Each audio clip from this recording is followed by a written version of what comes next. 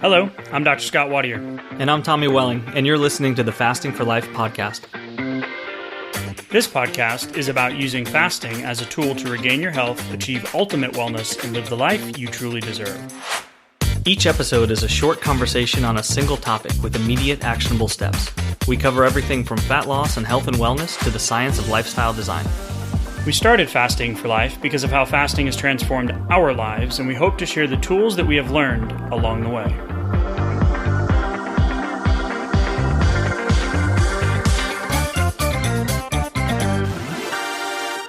Hey everyone, welcome to the Fasting for Life podcast. My name is Dr. Scott Watier, and I'm here, as always, with my good friend and colleague, Tommy Welling. Good afternoon to you, sir. Hey, Scott, how are you? Doing fantastic, my friend. Excited for today's conversation.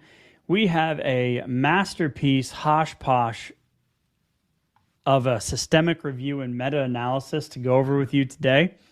Nice. It had a lot of potential. And then we're going to dive into some of the interestingness about this study, and then we'll land the plane with some action steps for you as a loyal listener, so you can go put some things into your day-to-day fasting lifestyle to get you results, to lose the weight once and for all, and to ultimately build health and longevity. So the study is recent, from the Journal of, it's not in front of me, Diabetes, Obesity, and Metabolism in 2024, it was. And it's the effects of intermittent fasting on body composition and cardiometabolic health in adults with prediabetes or type 2 diabetes, a systematic review and meta-analysis. So the idea is to look at folks with prediabetes and type 2 diabetes, which is a growing, massively growing population, 30 plus million Americans with diabetes, 80 million Americans with undiagnosed prediabetes.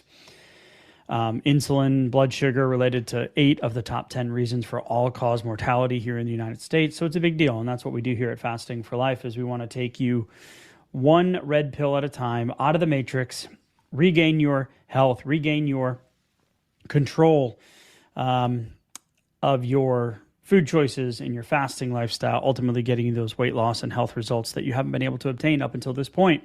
So if you're new, welcome in. Head back to episode 1, give us a listen. Learn more about Tommy, learn more about me and our story. It's our most downloaded episode, almost 4 million downloads now. That has almost 100,000 downloads in itself of people that have heard our story and why fasting, we believe, is the absolute vehicle that we should all be using for better health and weight loss. So if you're a long-term listener, thank you for being a part of our movement, part of our lifestyle, part of our journey. So let's dive in, Tommy. And then at the very end, we're going to discuss just some things that we typically see, or we might weave these in as we typically do.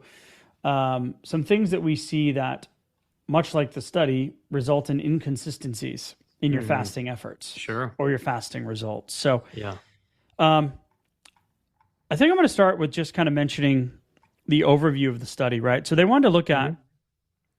Now, this is a systemic review and meta-analysis. So this is like the top-tier research study that we want to see if we're going to look at the effects of intermittent fasting compared to a controlled diet and or calorie restriction. So the eat less, move more mindset, right?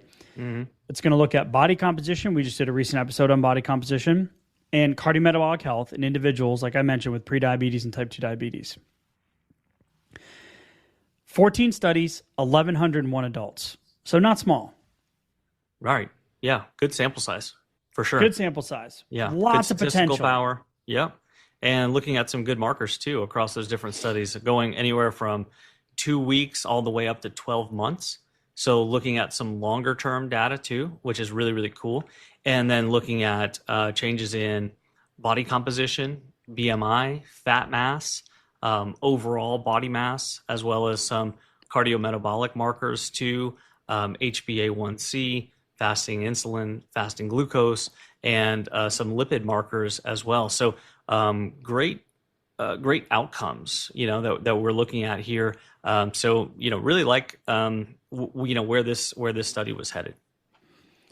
So let's go over a big picture of the benefits of intermittent fasting, and then we'll kind of, I know you've got some specific ones that are confounding in terms of the study length, what's the word I'm looking for? Yeah, the the methodology. fasting methods and methodology used, sure. right? So overall, intermittent fasting was found to significantly decrease body weight, average of about 4.56 kilos, so around 10 pounds, when compared to controlled diets. Significant reduction in BMI, led to significant decrease in hemoglobin A1C, right, with glycemic control or blood sugar control, and fasting glucose levels. Okay, good. When compared to the control group, not so much the calorie restriction group. There was not a significant decrease in fat mass, insulin levels, LDL, HDL, or blood pressure when compared to the control group or the calorie restriction group, which is odd because we have probably dozens to hundreds of other episodes we've done where that, in fact, does take place. So that was a little confounding in the beginning. Yeah. And we'll dive into that in a minute. And then there were minor reductions in total cholesterol and triglycerides. I consider any reduction positive. So that's fantastic. And interestingly enough, there was a subgroup analysis that showed that IF, specifically TRE, was the best at body weight, reducing body weight. And we just did a recent episode on TRE. I think it was last episode. So if you want to go back and listen to that,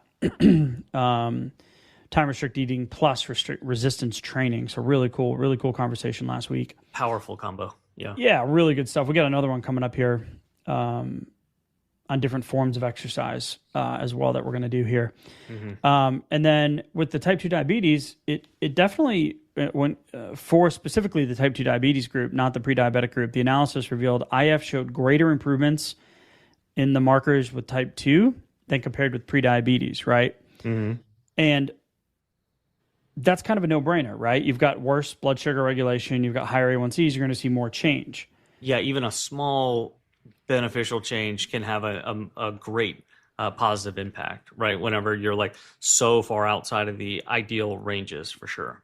But the way they word it, which is the part that I like, because when we get to what's the practical implication of these studies, there's a lot of open-ended statements and not a lot of clarity, a lot of we need more research type stuff. But the effectiveness in type 2 indicates its effectiveness in it. This is a quote from the study. Its effectiveness in individuals with more severe glycemic dysregulation. So if you are someone that has been struggling with it, now's the time. Like, here it is. If you're waiting for a sign, this is your sign. We'll talk about the things not to do that don't get results in a little bit. But, I mean, this is a true needle mover. Yeah. Right? My story, undiagnosed pre-diabetic, fasting insulin level of 22 or 23 or 24, whatever it was. I can't remember. It was in the low to mid-20s. Trying all the eat less, move more, calorie restriction, weight training, et cetera, wasn't working, right? So undiagnosed pre-diabetic, didn't know my blood sugars were still within the normal range most of the time, but my insulin resistance was there. So overall, IF's an effective dietary intervention for weight loss and improving glycemic control in adults with prediabetes and type 2, even though here it didn't show significant benefits with lipid profiles or blood pressure. Yeah. So let's get into why. Your body has a wide range that it can control your blood sugar numbers, keep them within the field goal posts, if you will. But all the while, if you look outside of just the blood sugar, see what's going on in the liver, within the liver, as far as and your pancreas and your pancreatic function as well, to see what's happening on the insulin side of things, you can potentially uncover some better details about what's going on, even when the blood sugar just appears to be, just kind of hanging out in the normal range. And so when we get into the details of the study and we see some of the comparisons, it's like you mentioned, this kind of study is oftentimes, kind of touted as one of the top level ways to compare things, where you start getting a bigger sample size, even within something that's fairly specific, like intermittent fasting methodologies. But then part of the problem becomes some of these studies that were used, some of the 14 studies that ended up making it into the selection criteria were designed better than others. And so then you can see some really beneficial effects within some of these methods and then not within others. And you start to look at the actual fasting protocols that were used. Well, success leaves clues, but fasting failures oftentimes leave clues as well, whether it's a research study or in your own experience. Because if you're not getting the results that you were expecting, there's usually a reason for that. And it might be, what are you eating whenever you break your fast? How often are you fasting? How consistently are you fasting?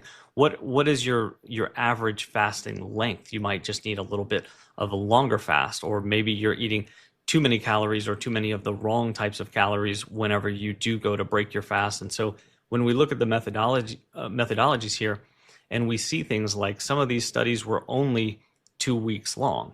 And like I said, some of these studies went all the way out to 12 months. But when you start factoring in 2 weeks versus 12 months, you're obviously going to expect a very different end result there as far as, are there improvements in metabolic health and other blood work values? Well, there's a lot of differences here in that methodology. And then you start to look at some of the other protocols, and they're fasting one day and they're completely not fasting the next day. And they're flipping the switch on and off, on and off, on and off. And even on the days that they were fasting, some of these protocols, they were fasting 16 or 18 or maybe 20 hours. And then the very next day, they're going right back to what they were doing and before. And keep in mind, these are pre-diabetic or diabetic patients who, on average, are getting way up there in the BMI numbers. Okay, and so you had some of the patient population here as high as 39 on the BMI numbers. You're talking about into the obese and morbidly obese categories, which means that on average, the scale has been ticking up, usually for these folks for a matter of years. And so when you say, okay, fast today, but then don't fast tomorrow, and we're going to continue with that, then you're spending a lot of time doing the things that were leading to the scale going up, which can completely negate whatever fasting levers you're pulling on those quote unquote fasting days, even if they're very strict or potentially longer fasting days, but oftentimes they weren't. Sometimes they were only 14, 16 hours. And then the very next day, it was just ad libitum, no control over calories or time restriction of the feeding either. So if we were to go and pull one of the studies that stuck out to me, which I found interesting, which was the 6 hours. So this was Sutton et al. In 2023. Small sample size, pre-diabetes, randomized controlled trial, crossover trial, 12 weeks, time restricted eating, 6 hour eating period with 18 hours of daily fasting with dinner before 3. I'm like, check, check, check, love, love, love. Mm-hmm. The con is 12-hour feeding period, and the control group is a 12-hour feeding period, right? Okay. Body weight, fasting blood glucose, insulin, HOMA-IR, total cholesterol, total glucose, LDL, total cholesterol, triglycerides, LDL, HDL, and both systolic and diastolic blood pressure. Mm-hmm. So I go and pull that study, and it's looking at time-restricted feeding improves insulin sensitivity, blood pressure, and oxidative stress, even without weight loss in men with prediabetes. I'm like, huh. So those are all markers that got buried in this systematic review and meta-analysis. Yeah, right? That can happen. So yeah, the whole point of it is it's to collect, synthesize. A systematic review is, to collect and synthesize all available evidence on a specific research question in a transparent and unbiased manner. Great, sure. Love it. Mm-hmm.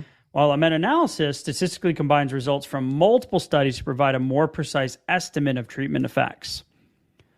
So both methods are intended to help inform clinical decisions and advance knowledge, right? By summarizing high-quality evidence and eliminate biases that could be just built into a single study. Correct. So there's a few more like this in here in terms of studies that we've done, and we have a whole host of studies that we've looked at. Mm-hmm. So my thing then goes to, okay, well, what were the inclusion criteria, and why were they decided that way? Okay. Good question. because I am no research scientist, so maybe I'm speaking above my pay grade here, but it almost feels like the randomness of the inclusion criteria, because I looked at it, right? Yeah. Feels like a hodgepodge.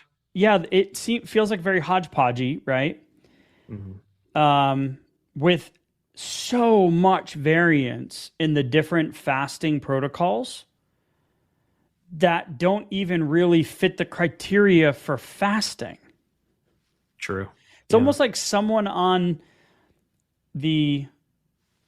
involved in the study, one of the authors needed to be someone that either worked for, in, or around the insulin, metabolic, Casey Means, Dr. Bickman, kind of David Sinclair space.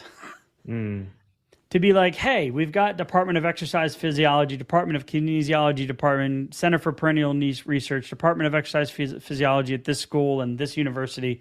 But like, does anybody really know what intermittent fasting is? Like, yeah. And again, not trying to be like, oh, look at me, I know everything. I just think that like I get this feeling that the inclusion criteria resulted in, if I were to design a study that I didn't really want any conclusive evidence to come out of, this is what I would do. Is that too conspiracy theories for everybody out there?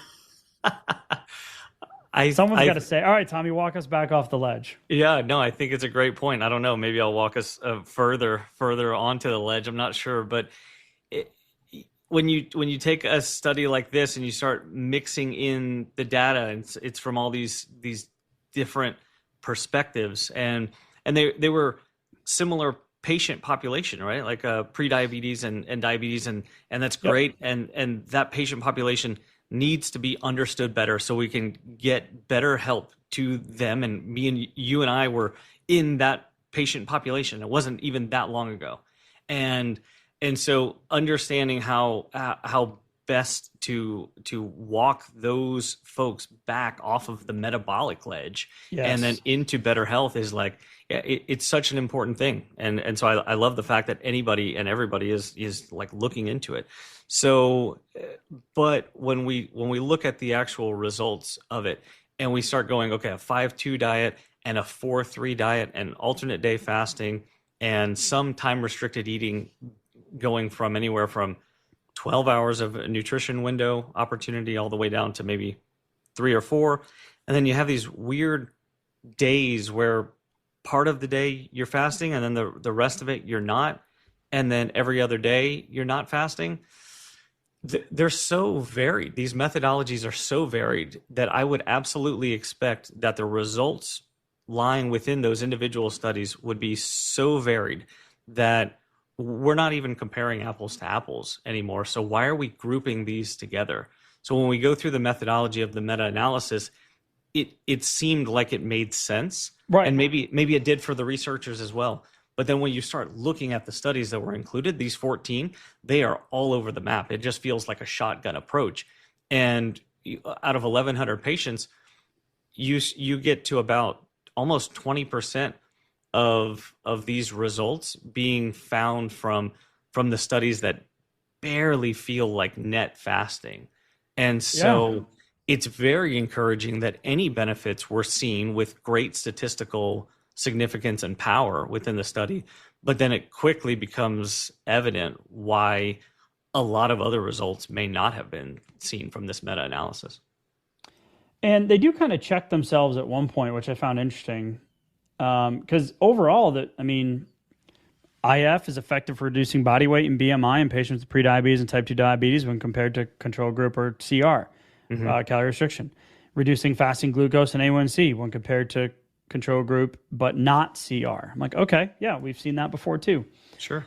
Choose your own adventure, right? What works for you? What's more sustainable for you? Tracking, weighing, and calorie counting, or using time-restricted feeding, right? Sure, yeah. So it does say that, after we dug into it more, the present study has several limitations that should be considered, right? Limited number of studies, here's my point, that met our inclusion criteria. Thus, we could not comprehensively investigate the role of IF for most outcomes. So, wait a minute, what? Okay. Therefore, despite the inclusion of important clinical studies, further high-quality investigations are needed. I agree. Agreed. So, the heterogeneity of the study, of this study, was ultimately it's undermining for the role of IF for most outcomes. Yeah. Right? Yeah. It felt so incremental.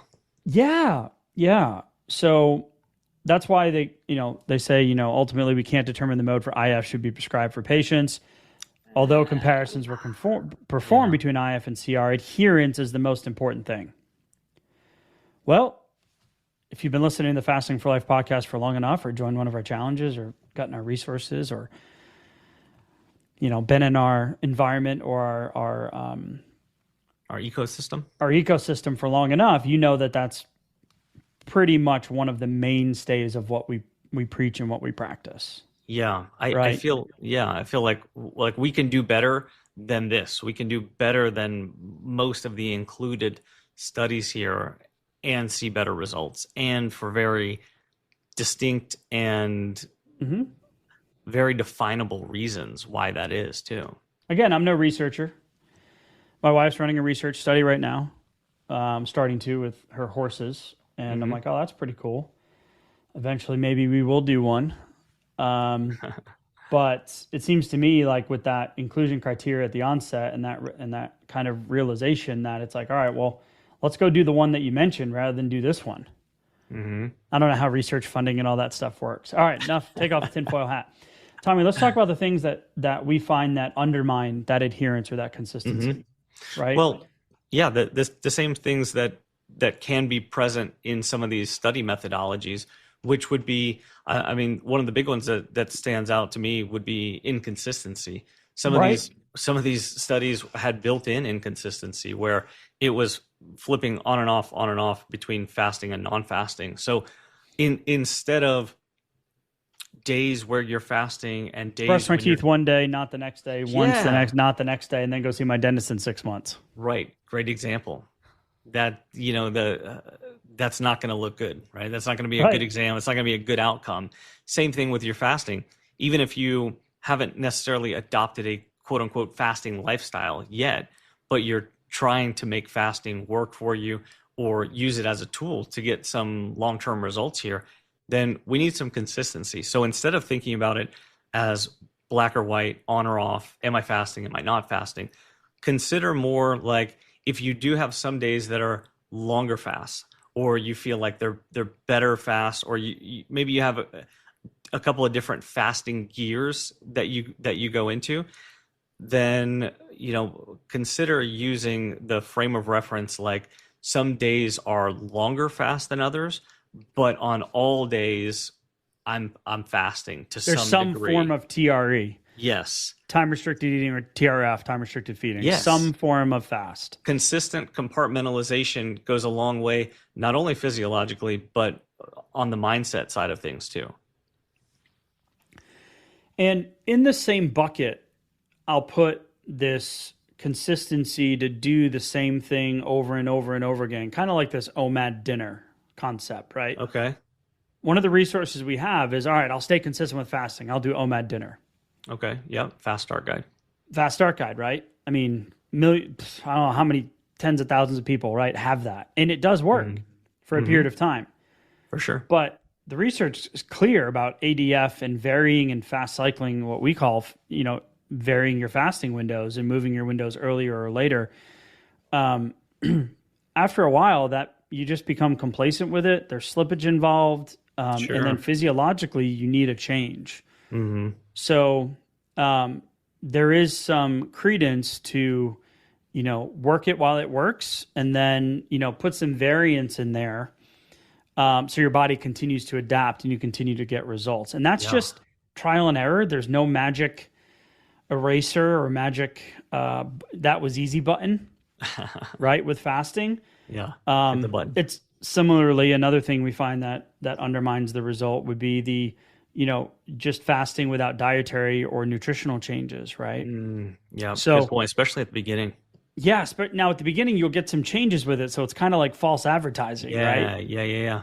If you just start shrinking your feeding windows, your nutrition, we call them nutrition opportunities, right? Then yeah, you are going to get results, but eventually that's going to stop. So we definitely want to keep the right focus here on that fasting, and then the fueling or the food component is just as or more important, especially if it comes to balanced emotional connections to food, or using food to cope, or stress mechanisms, or the hungry, angry, lonely, tired, bored, stressed, so I go to food type behavior. Yeah. So we want to make sure that, we do have a plan, we stick to the plan, but we also can interpret the plan's results and have a little foresight of being like, all right, hey, this isn't serving me anymore. I need to switch it up while making those healthy food decisions. And that's why we do the challenges and the coaching and have the resources to help you kind of manage those things. Yeah, it definitely is. And when you look at the methodology here within this study, I think it's important to note that all of these methods are found within, some really, really good studies out there that have beneficial effects, and some other ones that are underwhelming, and they run the gamut. But we've seen most of these before, and so a lot of them have been popularized and are very popular fasting methods, but they're not always necessarily very effective fasting methods, especially depending on how long you've been fasting for or what your overall long-term results are. And so we know that there's a lot of fasting frustration out there because folks have grabbed onto a certain method, it hasn't worked, or it stopped working, and they're not sure what to do about it. They or do much know, like a lot of the studies, you're on and off. right? Yeah, right. You may be on and off, or you're stuck at a point that feels like this is all that you should need to do, but it's not quite enough to continue to move the needle. And so sometimes you need a little push into uncharted territories, like new results are outside of your current comfort zone. And that's just generally going to be the case. So I'm going to encourage everyone to, take this information and go, what could I do a little bit more of? What could I do a little bit more consistently, or, help myself to hit the gas pedal a little bit harder right now? And so, go grab the blueprint to fasting for fat loss.